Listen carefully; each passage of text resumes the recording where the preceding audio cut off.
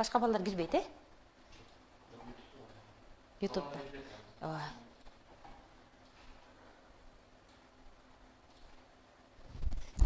Таңдап чуркап жүргүлө. Эми кийин башка жогорку кеңешке кетип калсам башка келбей калам го. Түшүнөсүңбү?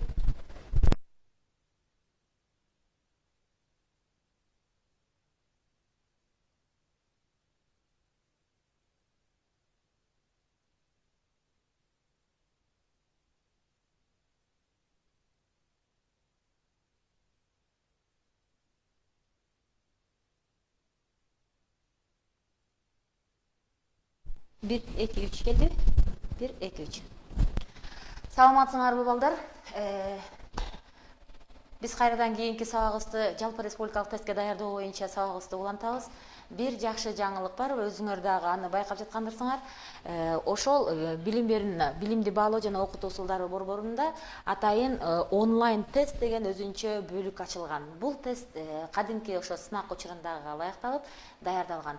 Бирок бизге дагы жазган көп окуучулардын суроолоруна, ошо жеке кайрылууларына карап, мага көп окуучулар почтама, электрондук дарегиме көп суроолор келиптир. Ушул жерде тесттердин жоопторунан биз жаңылып жатабыз. Ошону кандай принциптердин негизинде талдаган деп. Мен силерге ушул кыска болсо дагы азыр мен онлайн тесттеги мен силерди окуткан сөздүк логикалык тест жана кыргыз тилинин грамматикасы боюнча суроолорду бир сыйра иштетип коеюн дедим да. Силер бул тестти биле болсо баардык окуучуларга айтарым, тесттин KG сайтына кирип, онлайн тест дегенди басып, баарыңар иштеп көрүшүңөр керек. Ар бир окуучу иштеш керек. Канча туура жооп алгандыгыңардын баардыгы тең ал жерде процент менен чыгып турат. Бирок кайсы суроодон жаңылгандыгыңды ал көрүнбөйт, Аны ар бир суроону кайра өзүнчө басып иштегенден кийин таба аласыңар. Анда эмесе мен силерге эскертүү катарында бул тестти айтып койдум. Биз анда ошол жерде келген аналогиядан баштап иштейли. Үчүнчүдө,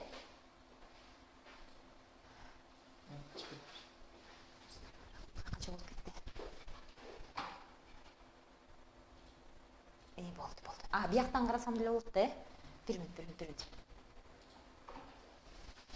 Жок. Сен муну кетирейин,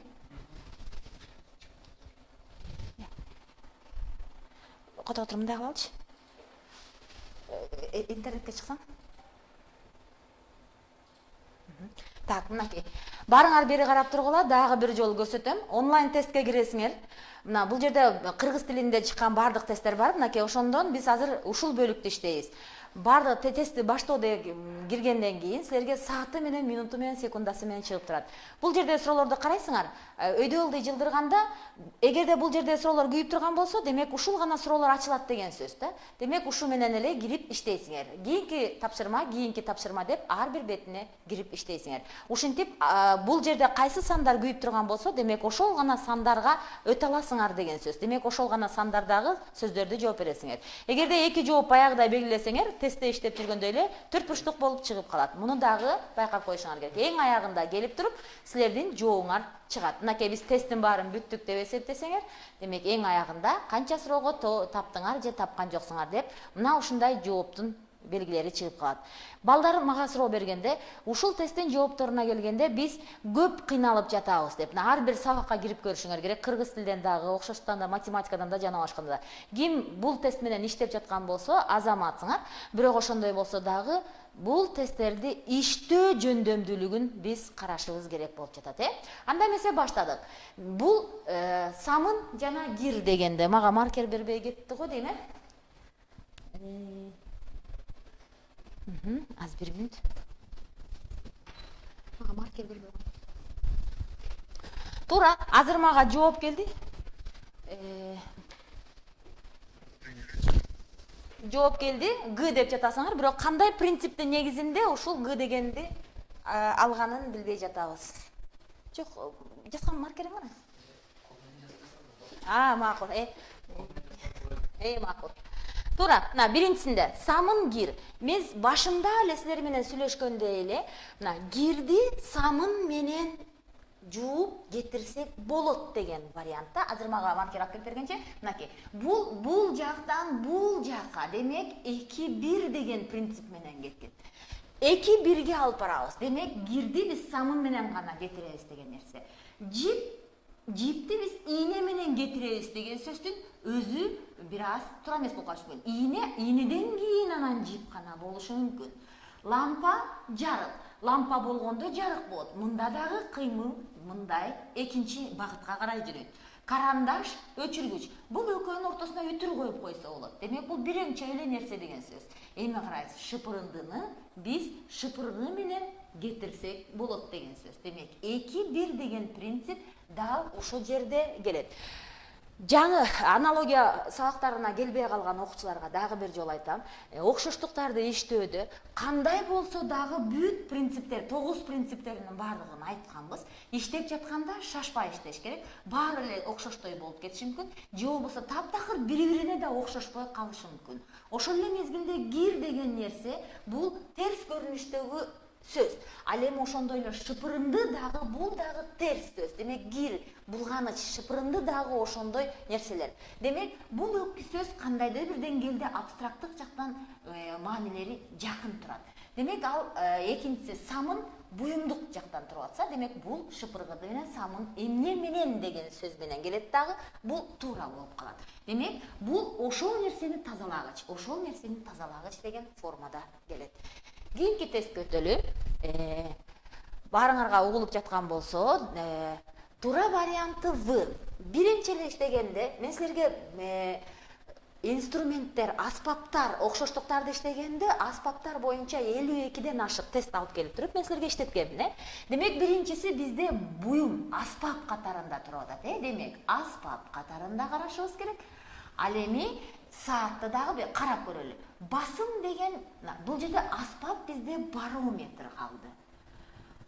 Бул жерде аспап жок, бул жерде аспап жок. Демек бизде аспап нерсе керек болчу да. Аспап бизде бул жерде бар, жана бул жерде бар. Өзү эле карап келгенде, мындай аспаптык, инструмент, буюмдук нерселер келгенде бизде оңой табылат.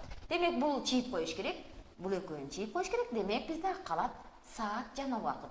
Бул экинчи туруп калды, бул биринчи келип калды. А бизде биринчибиз буюм болуш керек, экинчибиз анын көрсөтө турган нерсеси болуш керек. Демек биринчи буюмубуз саат, көрсөтө турган белгиси, анын убактысы. Демек карап көрсөк, мынакей бул экинчи, бул биринчи келип калды. Мынакей биринчибиз бул жакка келип калды. Мына демек ордуларын караганда эле кайсы сөз ордун?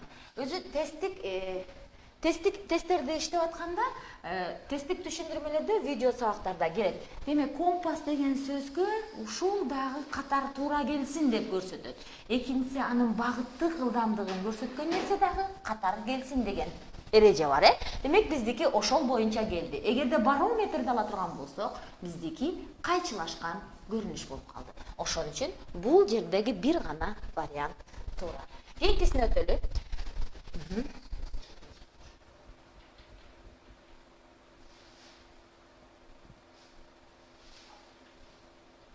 Ne oldu?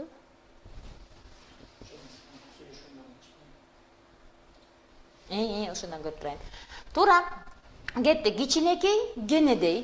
Туура жообун ар түрдүү вариант берет. Ош кыздар лицейинен В келди. Чоктал барсыңарбы? Азаматсыңар, эгер келип калган болсоңор. Келип калган го, Ош кыздары А деп келип атат. Мынакей. Бул тестти иштегенде, мындай караганда, өткүс нерсе, тар нерсе дагы кичинекей деген нерсеге туура келип калышы мүмкүн. Саламатсыңарбы, чоктал кандайсыңар? Мен да силерди сагындым. Акылдуу кыздар кайда деп жатам. Кеттик. Анан дагы бир вариант жука жеңил дегенде. Бул жерде баалуу арзан деген вариантты чыгарып койсо болот. Эми карагыла. Бул А вариантын карабаганда, бул тесттерди иштегенсиңер, силер кантсе дагы бир аз билесиңер. Бирок негизги принцибин түшүнүп алгыла деп жатам. Эгерде аналогиялык сабактарга келбеген окуучу болсо, өзүн өзү текшерип жатканда биринчи ушул суроодон көбүрөөк жаңыласыңар. Аны баардыгы билишет. Көп окуучулар ушул суроонун принцибин түшүндүрүп бериңиз деди, мынакей. Жука жеңил дагы кандайдыр бир деңгээлде жукалык, кичинекейлик нерсеге, аздык нерсеге алып келет. Өткүс тар деген нерсе. Бир кичинекей тешик болсо, ошол нерседен өтө албай, башың батпай жаткан тар экендигин көрсөтүп жатат. Демек, бул дагы кичинекей экендигин көрсөтүп жатат. Эми, могул сөз сиздерди бир аз да болсо баарыңарды, окуучулардын баарын көңүлдөрүн бузуп жаткан нерсе анча мынча болот. Себеби анча мынча деген нерсе, мындайча айтканда, абстрактуу түшүнүк катарында да болушу мүмкүн. Ошол эле мезгилде ал конкреттүү түшүнүк мезгилин өлчөмдө да болушу мүмкүн. А бизде болсо бул эки сөздүн ичинен келип караганда анча мынча менен кичинекейдин кандайдыр бир деңгээлде байланышы жоктой сезилет. Бирок бул жакка карап келе турган болсок, анда өткүс кичинекей дегенде бул сөздүн дагы бул мындан андан да алыстай түшкөнүн сезебиз. Бул жука деген сөздүн кичинекейден такыр алыстай түшкөндүгүн сезебиз.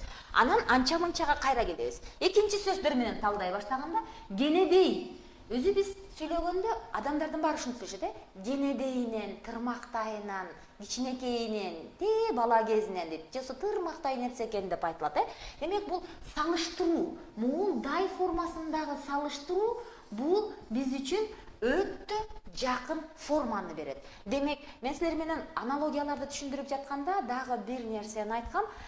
Такыр абсолюттук нерсени иштеп жатканда таба албай кала турган болсоңор, анда эмнеге көңүл бөлүшүңөр керек дедим эле? Сөзсүз анын морфологиялык мүчөлөрүнө да карап койгула дегенмин. Эгерде такыр сөздү түшүнбөгөн сөз келип кала турган болсо дагы анда эмне кылыш керек деген сөз.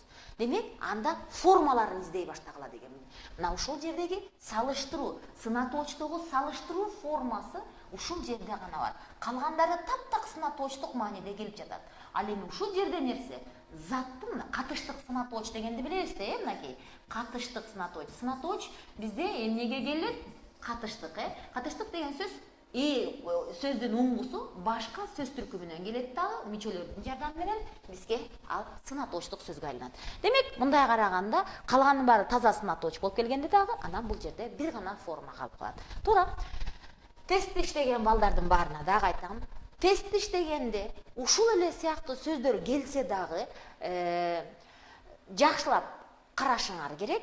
Мага азыр чокталдын кыздары А деп жооп берип жатышат. Азаматсыңар. Кандай болсо дагы жумуш.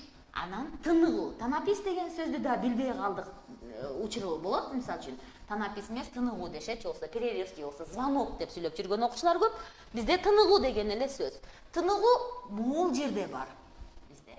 Бирок бул экинчи эмес, биринчи туруп калды биз үчүн, А бизде танапис деген нерсе экинчи келиш керек болчу. Бул жерде биринчи келип калды. Ошол үчүн ал бул жакка жылып калды. Мындайча айтканда, орду кыйгачынан туруп калды, Андай мындай каралды. Күн, ортодо түш. Түштө тыныгуу деген учур мааниде дагы сөз келип калышы мүмкүн. Бул дагы өтө жакын. Ал эми эмгек, жалкоолук дегенде бул кандайдыр бир тыныгуу эмес. Ал жалкоолук адамды, эмгек кылган адамга эч качан жалкоолукка барбайт, Кеттик эми. Могу жерден спектакль. Бул конкреттүү түрдө бир процесс. Жумуш дагы бир процесс. Мынакей, ушул эки процесстин ортосунда токтоп калуу эмне деп аталат? Мунун ортосундагы токтоп калуу антракт. Ал эми жумуштун ортосунда болсо, бир аз 5 мүнөт перекур кылып алалы дейт, Ортосундагы тыныгуу, мынакей, анан спектаклдеги тыныгуу. Демек, ортодогу бул дагы бизде танапистерибиз экинчи туруп атат, 1-2 деп. Демек, мынакей, 1-2. А бул жерде жүрүшүбүз тескерисинче биринчи сөзүбүз экинчи келип калды. Орду туура келбей калды. Ошон үчүн бир гана вариант туура болот. Азаматсыңар, андан ары өтөлү. Дарылоо, жаңылоо, анан эски. Кана, В варианты деп Ош кыздар лицейинен келип жатат. Чокталдыктар, кандай дейсиңер? Карайбыз. Чокталдыктар. Өзүңөрдүн тестти, ушул тестти иштегенде, биринчи иштегенде канча ар түрдүү варианттар келиши мүмкүн, Биринчи нерсе, карайлы, эски нерсени жаңылантып койсо болот деген сөз.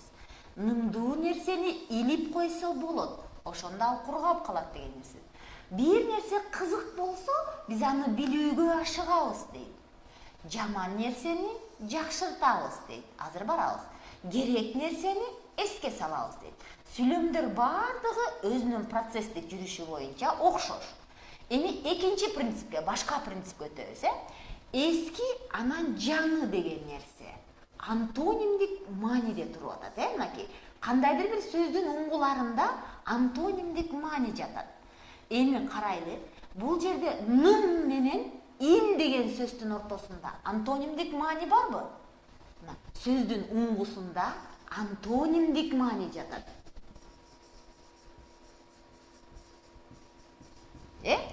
Антонимдик маани. А нын менен илдин ортосунда антонимдик маани жок.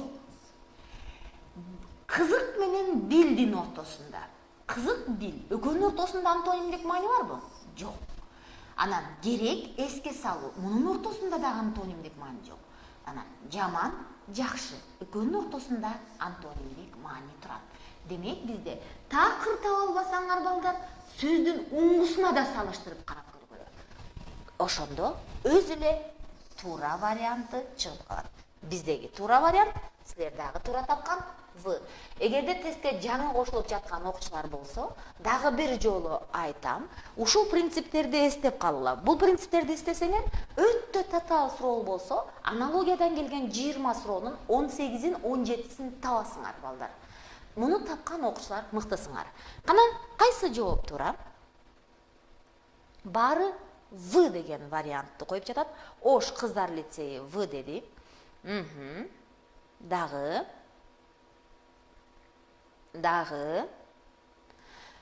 В варианты туура эмес деген варианттарга келиши мүмкүн. Көрөлү. Кестик. Б деген вариант келди чокталдан.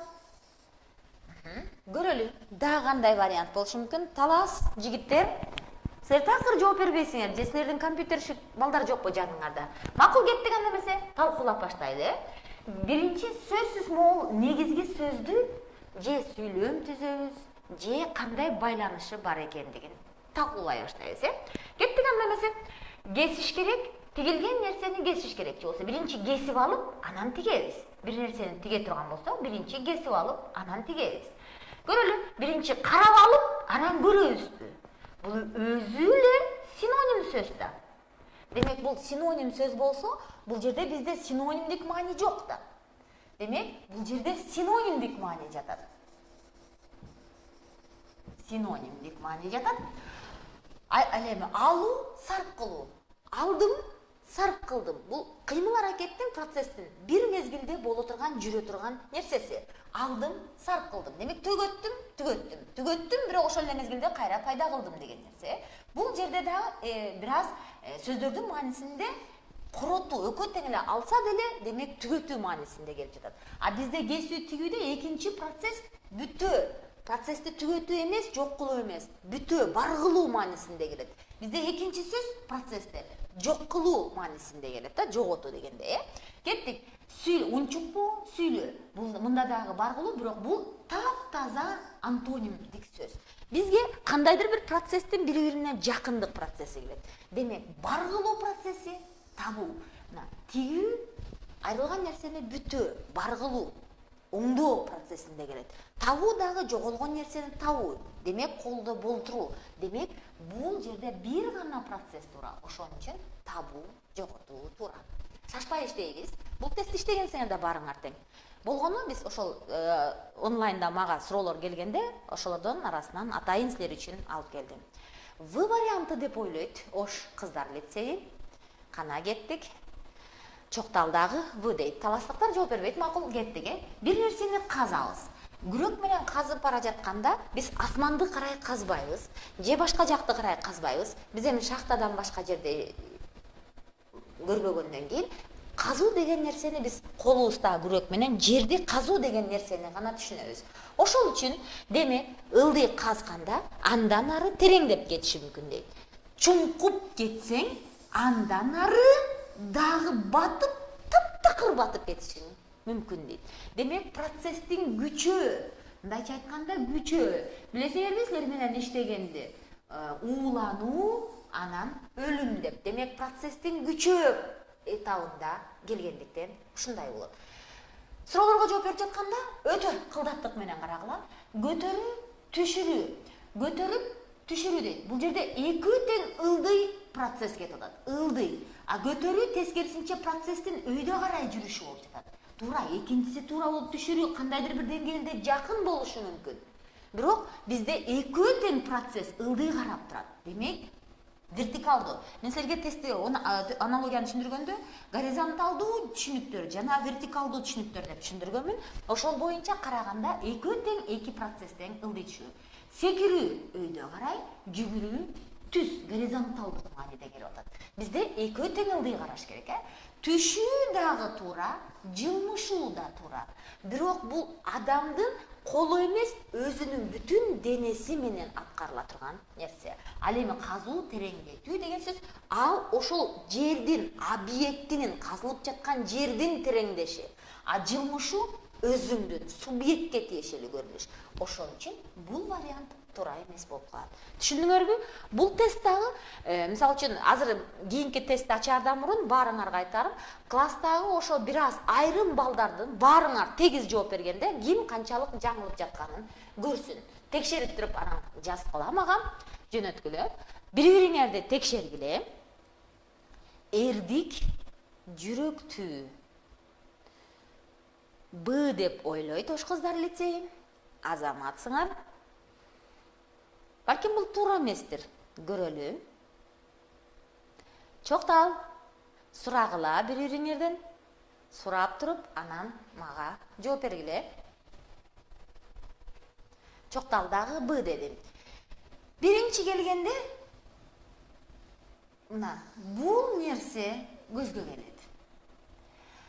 Ал эми жүрөктө адамдын сапаты катарында келгенде жөнөкөйлүк, куулук деген нерселердин байланышын таппайбыз да. Биринчи негизги сөздүн байланышын таба турган болсок, жүрөктүү адамдар эрдик жасай алат. Демек, жүрөктүү адамдардан эрдикти күтсө болот. Дайыма жакшы нерсе деген сөз, кеттик. Бул жерде жакшы деген нерседен кубанычсыз кубаныч деген сөз. Бирок эми бул мындай караганда антоним маанide. Бизде болсо процесстин уланышы, бирине бири андан ары уланып турушу келип атат, Демек, бул жерде бизде эң эле чийип отурган вариантыбыз В. Кеттик, уятсызга баралы. Уятсыз адамдар уят иштерди жасайт. Жүрөктүү адамдар эрдик иштерди жасайт. Бул дагы туура вариант болуп калышы мүмкүн. Анан ары өтөлү. Жөнөкөй жана куулук. Жөнөкөй адамдардын бардыгы, жөнөкөй жигиттердин баары куулук иш жасайт деген сөздүн өзү абсурд, Анан келели. Эми күчү жок адам ал начардыкты көрсөтөт. Күчү жок болсо, ал начардыкты көрсөтөт. Биздеги жалгыз туура вариант Б болуп эсептелет. Кийинкисине баралы.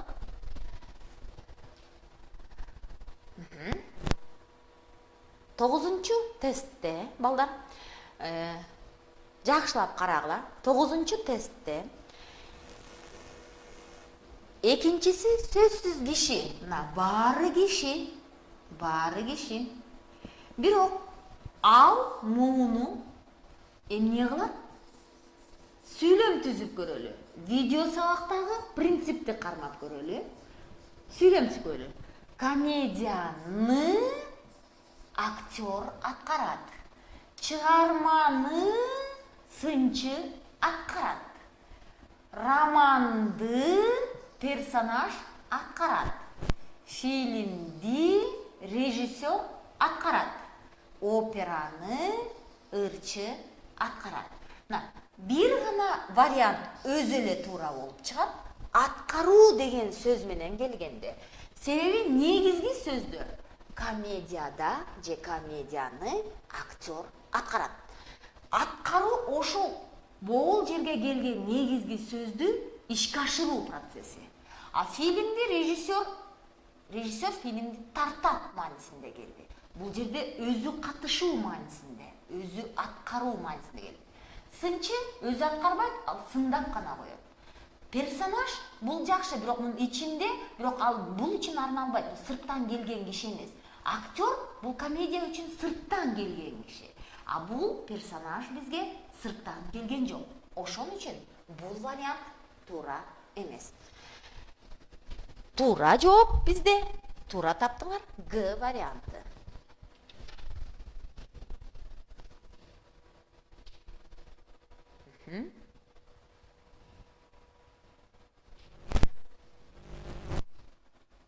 Ош кыздар лицейи режиссер сценарист деди.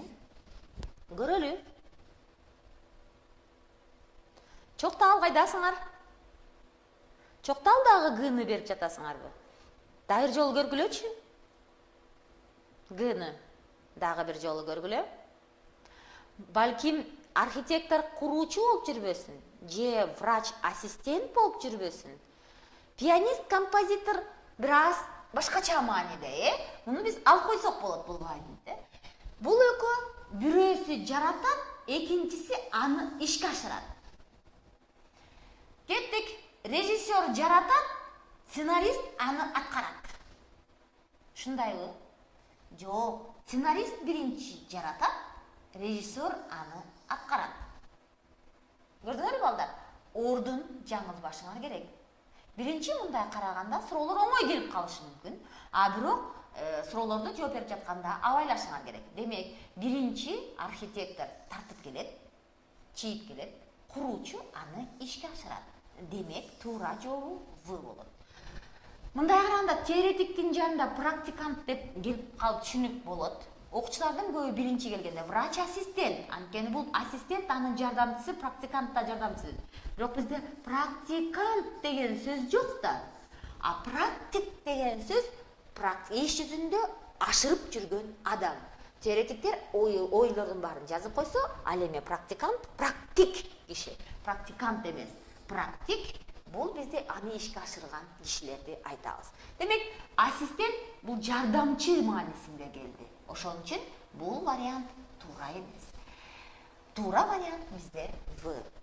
Жаңылбайбыз, бул тестти иштегенсиңер да. Кайра эле унутуп каласыңарбы? Мотор кубаттуу. Жооп беребиз. Ош кыздар лицейи Б келди. Чоктал, талас. Бизде көбөйүп калды дагы. Кеттик анда эмесе. Бул бизде буюм, зат. Зат издеп көрөлү. Значит, инструмент издеп көрөлү. Инструмент эмес, мындай зат, чоң зат, Кеттик. Мол затпы? Жок. Тандоо затпы? Жок. Чогултуу затпы? Жок. Бизде зат сөз бир гана бирөө бар. Муну эч ойлонбой эле, дароо эле издесеңер дагы туура болот.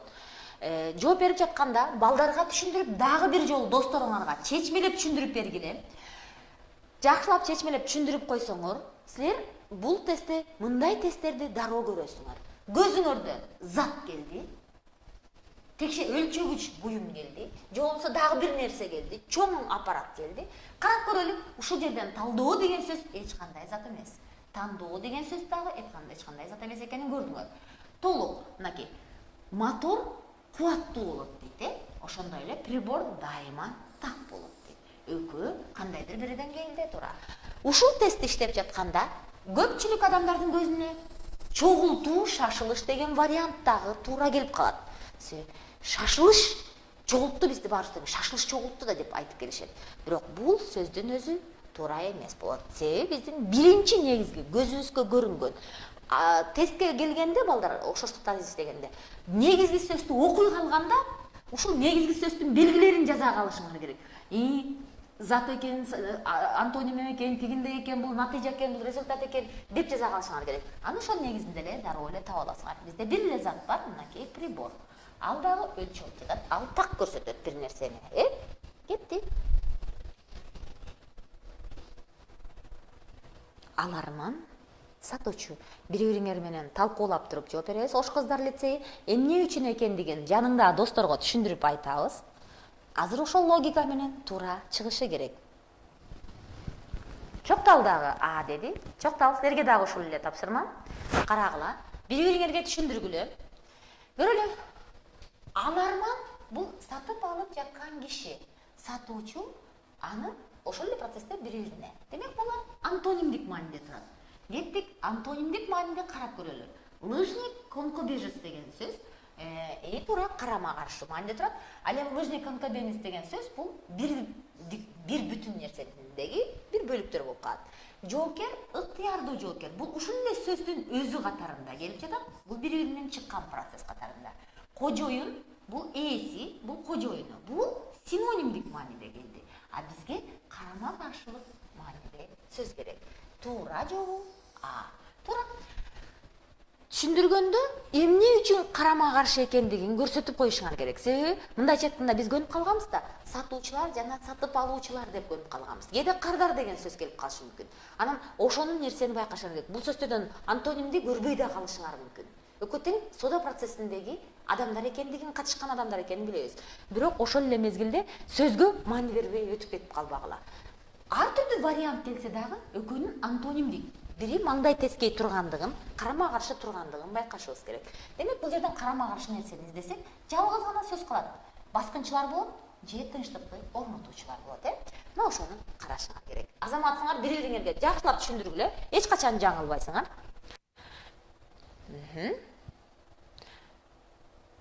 13-чү суроо. Ош кыздар лицейи силерге тапшырма. Эмне үчүн ушундай?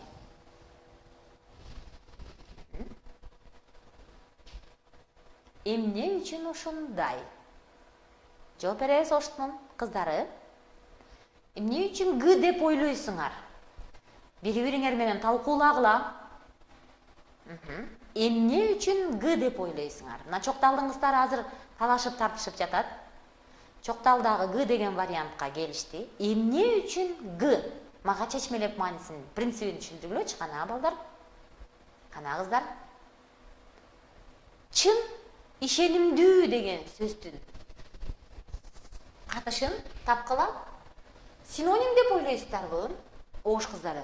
Тырышчаак менен туруктуунун ортосунда кандай синонимдик? Толук эмес синоним деп ойлоп жатабыз дейт. Дагы Чоктал, жооп беребиз силер дагы. Чоктал, жооп беребиз. Кана. Толук эмес синоним болуп жатат деп атат, Правда, верно деп атат да. Орусчадан которгондо бир аз калька болгон. Кандай болсо да бул тесттерди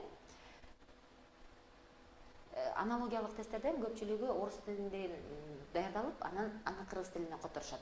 Которгондо бир аз ушул сөздөрдөн айырмачылыктар чыгып калат, так которулбагандыктан. Анан ошол окуучуларга ката нерселерди жаратат. Бирок быйылдан баштап аналогияны дагы кыргызча түзүү этабы башталды. Анткени биз ошо угушубузга караганда кыргызча да түзгөн адамдар бар. Мурун эле бар болчу Сабыр агайлардын убагында. Бирок ошондой болсо дагы так принциби көбүнчө орустардыкына таянышчу да. Бул дагы ошо эскирээк тесттерден. Бирок ошондой болсо дагы карап көрөлү. Кана эмне деди? Чын дайыма ишеничтүү болот. Чын нерсе дайыма ишеничтүү болот. Тырышчаактар туруктуу болот. Тырышчаак адамдар дайыма сөзүнө туруктуу болот деп жазышат да. Карагачы, сүйлөмдө тырышып отуруучу кыймылдуу дейт. Турактуу, түнт, ишеничтүү, так. Мына, бул жерде бул эки вариантты таптакыр алып кое турган болсок, бизде А жана Г калат. Ада мындай караганда ордун алмашып калгандай сезилет. Буну бияка жазсак, балким туура болуп калгандай болушу мүмкүн. Так нерсе ишеничтүү болот деген сөзгө жакын келип калышы мүмкүн. Көрдүңбү? Өзүн эле кайталап тургандай болот, көрдүңбү? Ишенимдүү, ишеничтүү. Анан так, чын деген сөз кантында. Демек бизде эки эле вариант. Булар эч такыр кошо албайсыңар. Анан бул жерде орун алмашып калганын көрөсүңөр дагы, бул жерге келесиңер. Демек, ошондо каалагандай сөздү алып келип чаптасаңыздар, экөөнүн ортосундагы байланышты табасыңар. Бири-бириңерге жакшылап түшүндүрүп атасыңарбы? Мен ишенем. Кеттик андан эсе. Эң оңой тесттердин бири. Өзгөчө ушул буюмдук нерселерге келгенде мындай тесттер өтө оңой, аябай жакшы. Бактыңардан тилек эле ушул тесттер көбүрөөк болсун деп. Ушундай деп ойлойсуңарбы? Баарыңар Г варианты деп. Дайыр жолу карап көргүлө.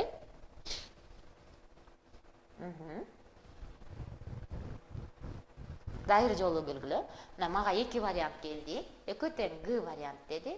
Б деген да вариант түшүп атат. Дагы. Жоопторду далилдеп көрөбүз. Кана мага Чокталдын кыздарынан Б деген вариант келди. Далилдеп көрөбүз. Далилдеп көрөбүз. Эмне үчүн биринчи көзүңөргө топчу келе калды? Эмнеси менен топчу болуп калды? Мына кызык, көрдүңөрбү? Дароо эле канча баш иштеп жатасыңар, класста канча окуучу иштеп, чурулдашып иштеп жатасыңар. Бирок ошол мезгилде дагы көзүңөргө топчу тагы келе калды. Кеттик. Талдайбыз. Телевизор дагы бул буюмдук нерсе. Жалбырак бизге бул үйдөгү буюмдук нерсе эмес. Техникага тиешелүү, тура ошон үчүн муну чийип ташташыбыз керек. Жол дагы балким автомобиль менен жолду жакындатасыңар, бирок бул вариантта дагы жол дагы техника же буюмдук нерсе эмес. Карайлы, буюмдук нерседен топчу, анан автомобиль келди. Бирок топчу бизде техника эмес. Ошон үчүн бул сөз техника эмес. Ошон үчүн бул вариант ката болот. Бул тесттен мен силерди жаңылбайт деп ойлогом. Жаңылбашыңар керек болчу. Туура жообу телевизор, анан көрөбүз. Автомобиль, аны биз жүрүү үчүн пайдаланабыз. Телевизорду биз көрүү үчүн пайдаланабыз. Дейт. Жалбыракты саргаруу үчүн пайдаланбайбыз, жолду асфальттоо үчүн пайдаланбайбыз, топчуну тагуу үчүн пайдаланбайбыз. Топчуну бекитүү үчүн пайдаланабыз, Шашпай жооп беребиз. Бул тестти чыккан, талкуулабай эле коелубу? Иштеткенбиз мен силерге. Бул мурун чыгып жүргөн тесттердин бири. Кайсынысы туура? Туура. Чоктал.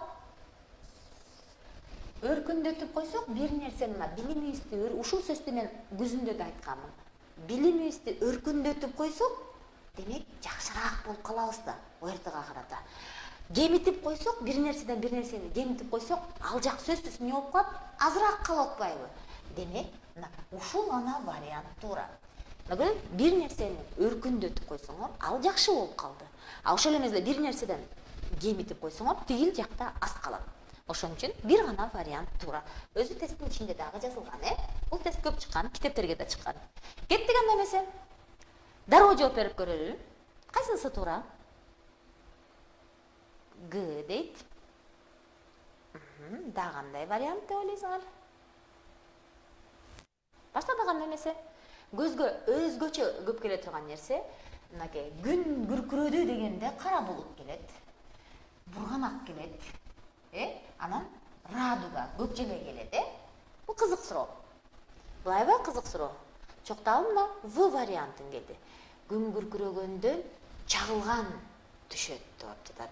Жамгыр жаап кеткенден кийин радуга ачылат дейт, Көк желе деген радуга маанисинде келип атат, Биз аны көк желе дейбиз, асан үсөн дейбиз, жана оштой, эмне туура, радуга. Бул жердеги туура вариантка карайлы, көрөлү. Ош кыздар лицейи шторм шамал деген вариантты берди, түшүндүрүп көрсүн. Андан кийин мен талкуулап барайлы.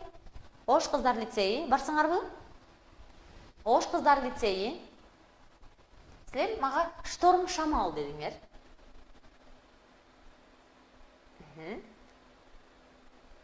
Чоктал В вариантында токтоп турат. Анткени жамгыр жаайт, жамгыр жаагандан кийин радуга ачылып кетиши мүмкүн дейт. Күн күркүрөйт, аркасынан чагылган түшүп чартылдайт деп атат. Процесс биринчи процесс, экинчи процесс. Эмнегедир өтө жакын. Туп-туура вариант болуп калышы да мүмкүн. Кеттик, кайсы вариант деп ойлойсуңар? Кана Ош кыздар лицей? Оюңар балким бузулуп, силер да В-га өтүп кетесиңер. Г-дан. Ош кыздар лицейи. Жооп беребиз. Кана? Барсыңарбы? Г вариантында тескерисинче болуш керек болчу дейт. Болуш керек болчу дейт, Шторм, шамалдан шторм пайда болот деген сөздү айткан атышат да. Ошондуктан В деп атат да. Биринчи шамал болуш керек болчу дейт. Анан шторм келип чыгыш керек болчу деп атат да. Анан экинчи шторм чыгат деп. Көрөлү.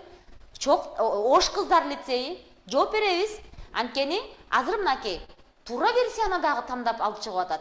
Чокталып далилдеп атат кандайдыр бир нерсе. Биринчи шамал болот, анан шторм болот деп атат да. Ошондуктан В деп атат. А силер эмнеге өзүңөрдүн сурооңорду?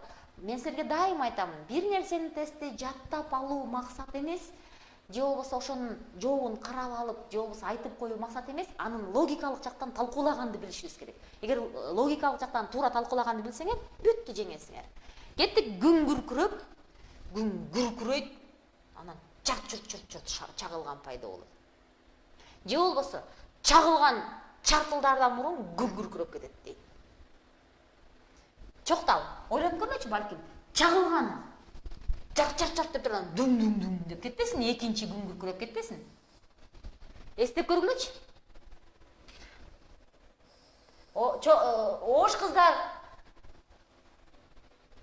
Ош кыздар лицей экен. Жооп бербей калдыңар, суроону бергенде аны мен дагы бир жолу айтам. Жаттап албагыла, такыр бир нерсени. Болгонун караш керек. Жоктал, дагы бир айтам. Биринчи чагылган асмандан чырт, анан дүң деп аркасынан күңгүркүрөп жүрбөсүн. Бири-бириңер менен талкуулап көргүлө. Шамал болуп, андан кийин шторм болот. Чагылганда көкчеледей түстөр чыгат дейт. Жок, радуга деген вариант бул такыр туура эмес вариант, ошон үчүн муну алып ташташ керек. Анткени көкчеле биринчи болуп, анан жамгыр жаайт деген туура эмес. Тескерисинче, биринчи жамгыр жаайт, анан экинчи көкчеле чыгат деген сөз. Бизде биринчибиз чагылган асманда жырт дегенден кийин андай дүң деп күңгүркүрөп кетет. Демек, туура варианты шторм, шамал. Ош кыздар лицейи, дагы айтам, бири-бириңер менен талкуулаганды үйрөнгүлө. Жаттап алуу максат эмес, сөзсүз анын оюн табуу максат. Ийгилик, кубаныч.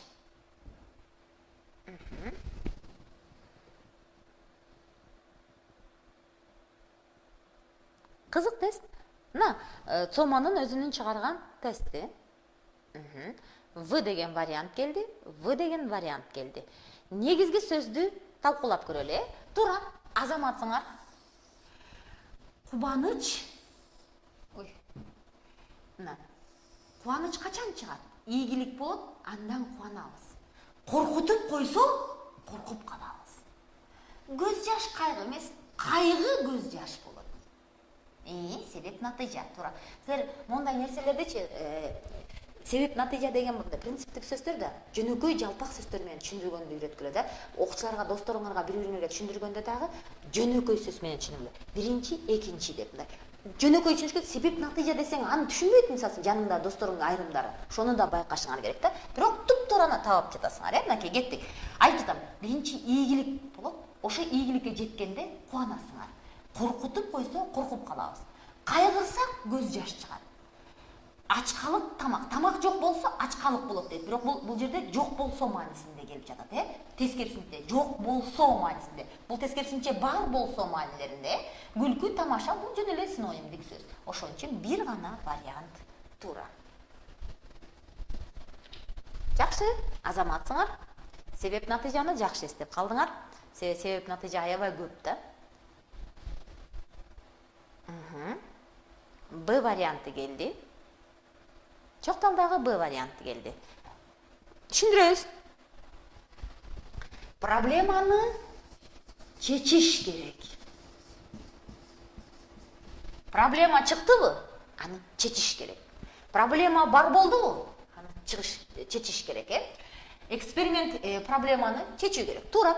Эксперимент өзү тажрыйбадан. Синоним сөз да. Карагыла, эксперимент аны тажрыйбада кылып атабыз да. Экспериментте жасап атабыз. Экөө бир эле сөз да. Бири орусча, бири кыргызча дегендей эле. Сабак, түшүндүрүү бул бири-бирине уланган сөз. Маселе, шарт. Бул бири-бирине такыр, бири-бирине дал келбеген сөз. Калат, бирөө эле калат. Гипотезаны далилдеш. Могу сөз тап келебиз? Эмне кылат? Керек. Көрдүңөрбү? Түшүндүрүү керек деген сөз дагы себеп натыйжа катарында уланып кетиши мүмкүн. Бул да туура вариантка өтө жакын келет. Бирок ошондой болсо бизде сабакты мына проблема чыктыбы деп атат. А сабак чыкпайт да, ал дайыма эле сабакта. Гипотезаны чыгардыңбы?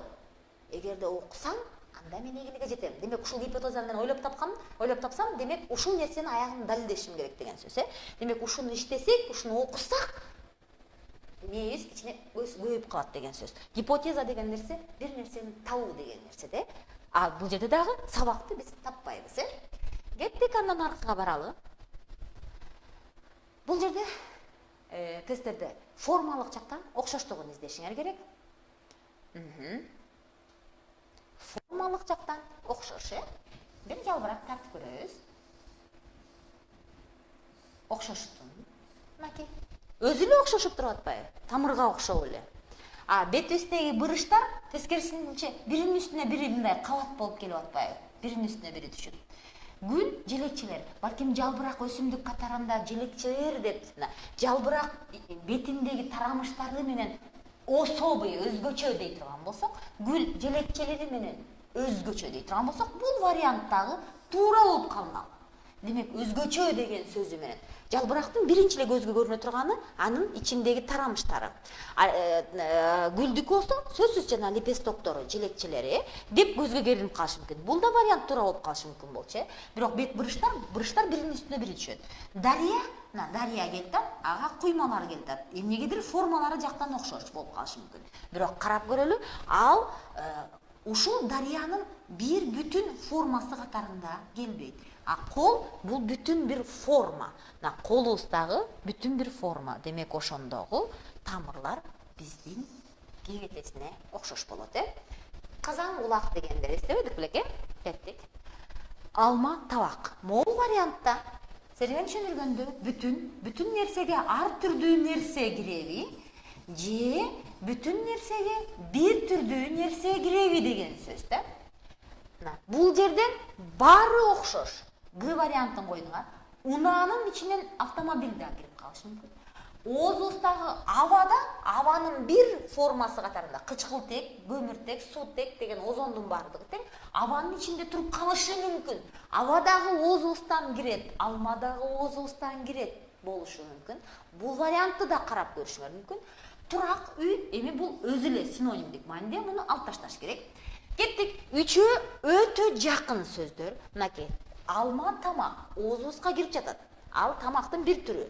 Аванын ичиндеги курамындагы бир түр бул кычкылтек. Тамактын бир курамы алма деп келет.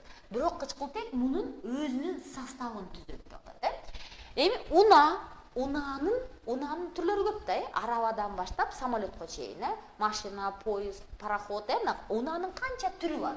Ошонун бир түрү автомобиль. Тамактын канча түрү бар, ошонун бир түрү алма. Анан силер экөөңөр тең Г дедиңер. Мага Гны далилдеп бергиле. Кеттик. Жазабыз. Эмне үчүн Г? Эмне үчүн Г? Эмне үчүн Г?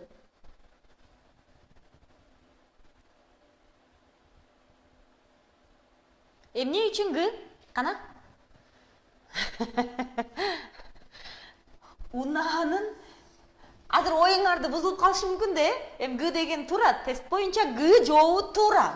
Бирок эмне үчүн Г экенин таппай жатасыңар, Анткени мен үчөөнү тең далилдеп койдум, макул, кычкылтекти алып таштасак дагы, автомобилдин унаанын бир түрү автомобиль, отундун бир түрү көмүр, тамактын бир түрү алма дедик.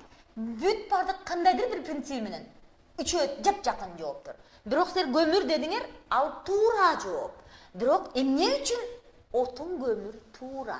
Тапкыла байланышты. Табабыз. Кана, чокталдың кыздары?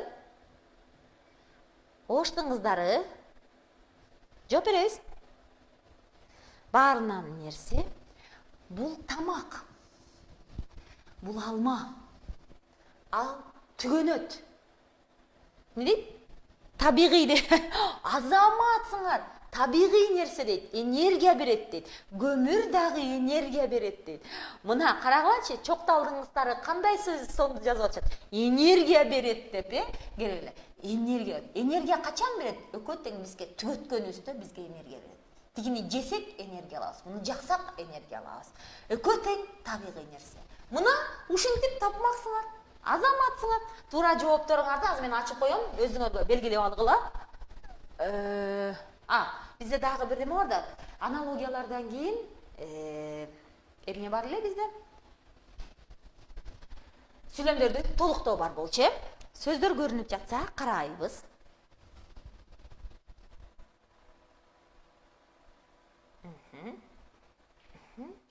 Ош кыздар лицейинен келди. Ал түгүл окуп бүт электе эле жооп берип жатасыңар. Демек силер бул тест менен иштегенсиңер, азаматсыңар. Чоктал кыздардыкы дагы Б дейт. Көрөлү. Жогорку сапаттагы товарлар конкуренцияга жөндөмдүү болуп саналышат. Атаандаштыктан сапаты жакшы товар баары өтүп кетиши мүмкүн. чет жакта дагы ал кымбатыраак сатылат. Туурабы? Ал эми товардын могул жерге карама каршы келе турган сөздү коюп атабыз. Жогорку сапат болсо бул жерге эми ал эми деп салыштырганы жатат. Ал эми сүйлөм өзү эле келет. Көрдүңбү? Жогору эмес сапаты анын конкуренцияга жөндөмдүүлүгүн албетте төмөндөтөт.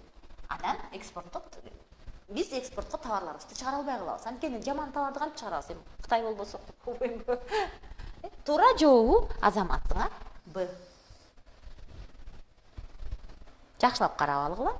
Кийинкисине баралы.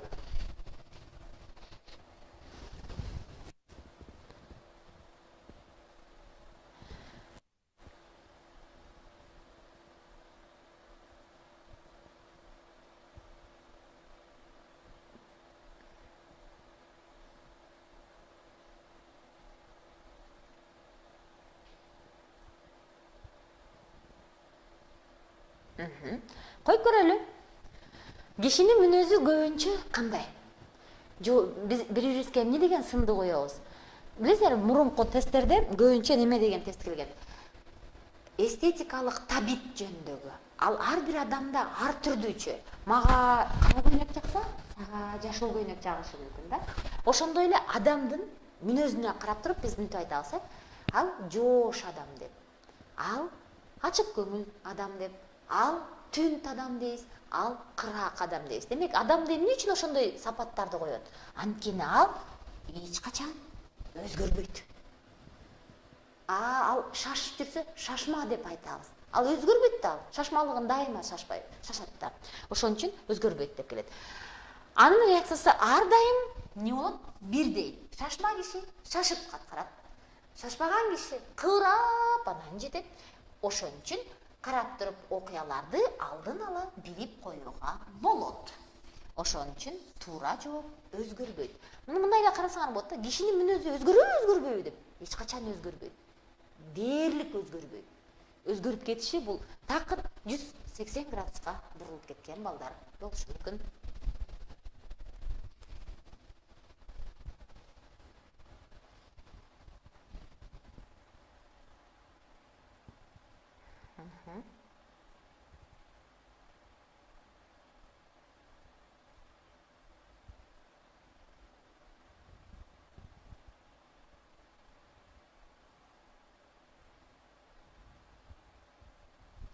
Кычкылтек. Жер планетасы пайда болгондо эле кычкылтек болбосо деле бактериялар жашаган деп жатат да. Кычкылтек жок болсо деле бактериялар жашаптыр.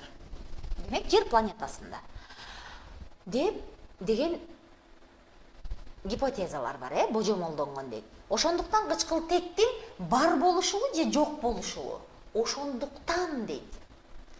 Демек, бул жерде эмне жөнүндө сөз болуп атат? Кычкылтексиз деп келип атат. Демек, кычкылтексиз дегендин өзү эмнени берет? Жок болушу деген терминди берет. Анткени ошондуктан деген сөз болуп атат бул жакта. Кычкылтексиз ошондуктан деп. Ошондуктан деген сөз сүйлөмдү бирин-бири улайт.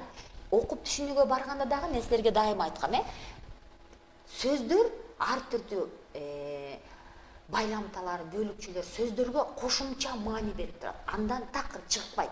Демек, бул жерде ошондуктан ой уланып жатат. Демек, эгерде жок болушу деген болсо, бизде эки вариант бар. А жана Г. Кайсынысы туура?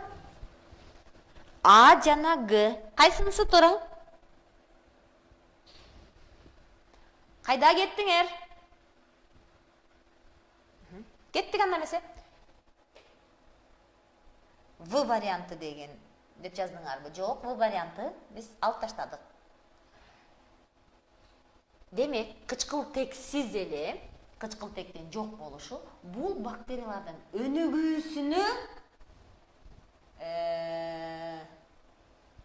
тоскоолдук кылуусу мүмкүн эмеспи же мүмкүнбү?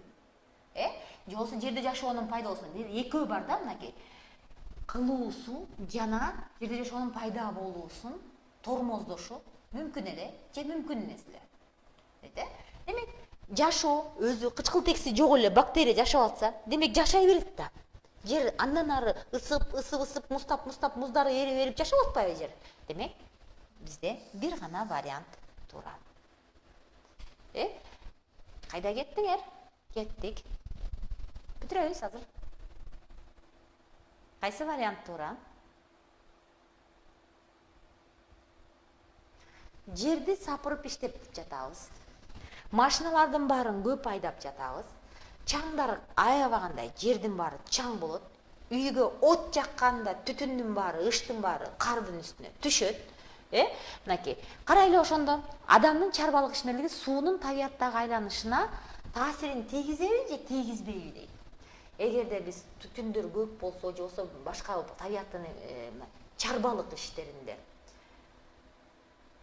сөзсүз эмне болушу мүмкүн? Таасирин тийгизиши мүмкүн, Анткени биз сууларды мына Арал деңизин сол туташтап атыкпы? Карап көрүлүчү. Суу карабыз деп атып. Анын айынан аба ырайы өзгөрүп кетпедиби? Орто Азиядагы. Көрөбүз, өнөр жайлуу райондордо абада майда бөлүкчөлөр санынын көбөйгөндүгүн, айынан жаан чачындын саны эмне болот? Өтөйүнбү башка тестке? Мен жообун айтпай эле коеюн, анда кетели. Иштейбиз. Кайсы жооп туура? Мен түшүнөм, силерге өтө узун. Таасир көрсөтөт деген эки вариантты алып көргүлө. Эки варианттын ичинен кайсынысы туура? Чоктал.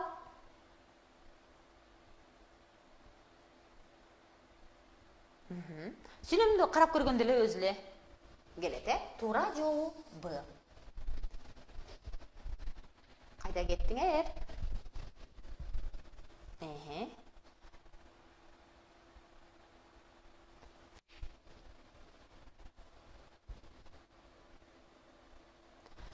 25-ci суроого каралы. А деген вариантты кабыл алайынбы, чоктал? Жерде тузсуз суу, тузу жок пресная вода көппү? Пресная вода көппү же азбы? Биринчи ушул маселени карагыла. Суусу жок, тузу жок суулар көппү же азбы деп атат? Көп, Демек бизде эки вариант калды. Алып таштайбыз. Эгерде көп болсо, нефть жана газга караганда, нефть менен газ аста, жердин баарында эле нефть менен газ чыга берсе, анда Кыргызстан, Россиядан албайт электе, Демек, анткени сууну алмаштыруучу бирдей баадагы нерсени табуу, сууну алмаштырган нерсе барбы? Сууну алмаштырган нерсе барбы? Суунун ордуна колдонолу деген. Оңой менен анчалык деңгээлде баарыбызды канаттандыра турган суюктук нерсе жок да бизде. Ошол үчүн мүмкүн эмес. Ал эми нефть менен газды альтернативдүү булактары бар да алмаштыра турган. Экөөнү нефть менен газды алмаштыра турган нерсе бар да. Биз отун жагып атабыз, таш көмүр жагып атабыз, кагаз жагып атабыз, толтура нерсе жагып атабыз. Ошон үчүн кайсы варианты туура болот экен? Б варианты туура болот. Суу көп, таза суу. Тузу жок суу көп. Ошол эле мезгилде, ал эми нефть менен газга салыштырмалуу болот да. Эми албетте океандарды эсептесек, анда океандын суулары боюнча алар тузду суу көп болот. Бирок бул жерде нефть менен газга гана салыштырып жатат да. Нефть менен газга караганда таза суулар көп да, тоолордун баары тең, булактар көп, сайларыбыз, дарыяларыбыз көп. Бирок анын ордун алмаштырууга мүмкүн эмес. Ал эми газ менен эмени нефтини алмаштырууга мүмкүн. Кеттик.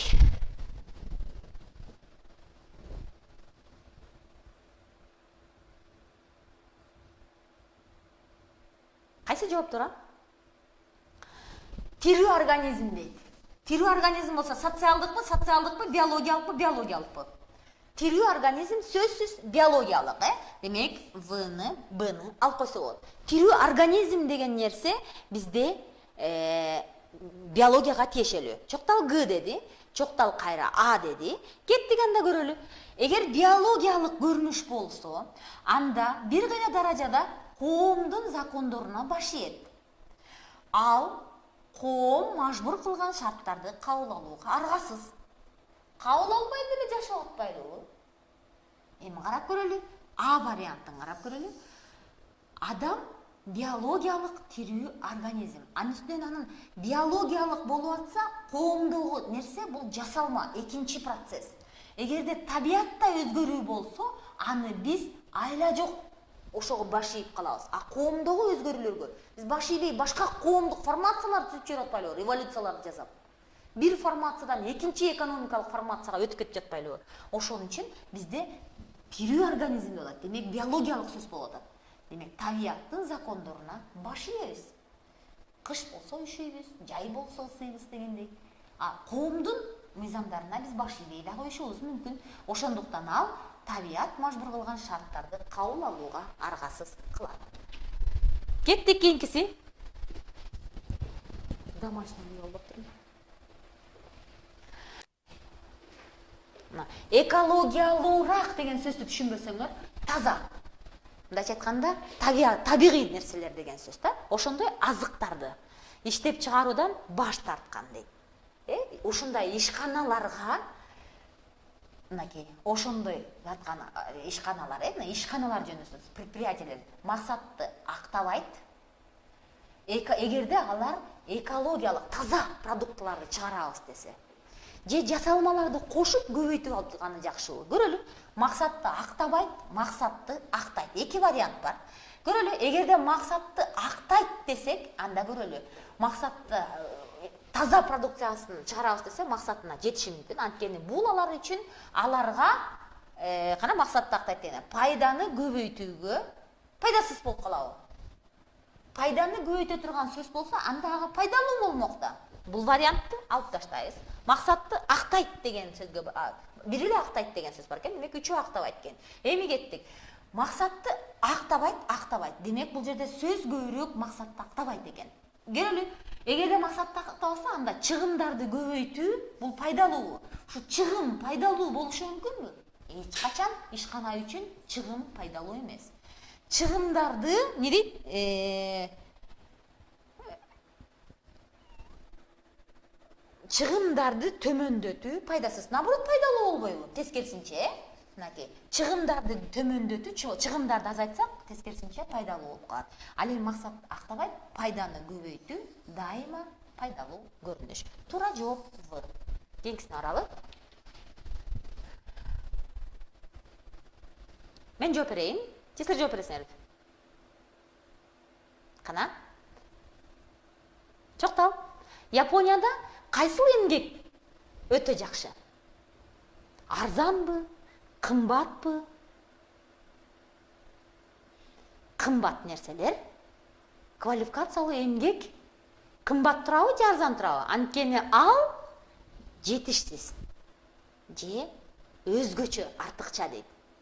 Ошондуктан Япония квалификациялуу эмгекти пайдаланууну талап кылган арзан товарларды чыгарууга кандай? Кандай? Айтпай коеюн. Кийинкисине өттүк, акыркы суроо, эки суроо, тездесиптелип жазып алып, өзүңөр дагы бир жолу ойлоносуңар. Мен түшүндүм, силер башындагы тесттердин баарын жакшы жаттап алып, анан акыр жагына келгенде унутуп калдыңар. Кеттик, дагы бир жолу көрөлү. Күндүн бетине жарык түшөт жерге. Ош кыздары Б дейт.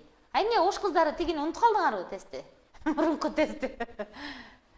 28 кайсы болду деп чоктал ойлонуп атат. Азыр 29 өттүк. Оштун кыздары унутуп калыптыр. Кеттик, 29-ду карайлы, мен кайтып келемин силерге. 29-да жарык беттерден күндүн энергиясынын көпчүлүк бөлүгү чагылат дейт. Жарык жерлерден кайра отражать этилип кетет дейт. Демек, жарыктын жылуулук жерге кирбестен асманга кайра чыгып кетет дейт. Ошондуктан алар азыраак ысышат дейт. Демек, апапак нерселер азыраак, жайыраак ысыйт дейт. Физикада бар да, табиаттанууда 6-класста өткөнсүңөр да бул теманы.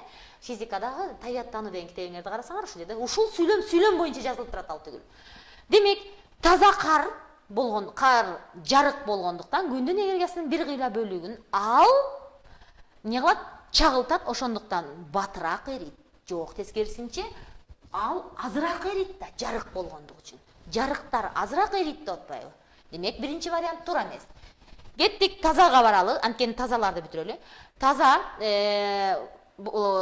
Таза кар, каралжын. Таза кар эч качан каралжын болбойт. Ошон үчүн таза кар аппак да, Эми гирге баралы. Гир кар кыралжын болгондуктан, же болбосо мына гир кар жарык болгондуктан дейт. Гир кар эч качан жарык эмес да. Гир кар дайыма каралжын. Ал каралжын болгондуктан жылуулукту сиңирип калат дагы. Анан чоктау В эмес, Б варианты туура. Дагы бир жолу баралы. Мына эмишендиңер. Дагы бир жолу баралы. Мынакей кир кар окуп көрөлү. Кир кар каралжын болгондуктан ал күнүн энергиясынын бир кыйла бөлүгүн сиңирип алат. Эгерде жарык болсо, анда ал асманга кайра чыгарып таштамак да. Ошондуктан ал батыраак эрийт. Эгер жарык болсо, айтып атпайбы үстүндө математикалык формуладай болуп туруп, азыраак ысыйт деп атпайбы? Демек ал жай эрийт деген сөз да. Кара болгон үчүн ал батыраак эрийт дейт. Ошон үчүн Б варианты туура. 30-суроо баралы. Кеттик. Бул тест чыккан. Бул тест иштегенбиз силерге. Муну да карабай эле коеюн. Баштадык анда эмесе. Бул тестти өзүңөр карап аласыңар. Мен силерге жообун ачып берем. Өзүңөргө белгилеп алгыла. Көрүнүп атабы? Бардык тесттин кандай жоопторун белгилейсиңер. Жазып алгыла. Баш жактарын жакшы иштедиңер. Экинчи беттин көрсөтөйүн. Класстагы бир аз жетишпеген, жайраак кабыл алган балдар болсо, шашпай көчүрүп алгыла. Кайсы варианты туура болду?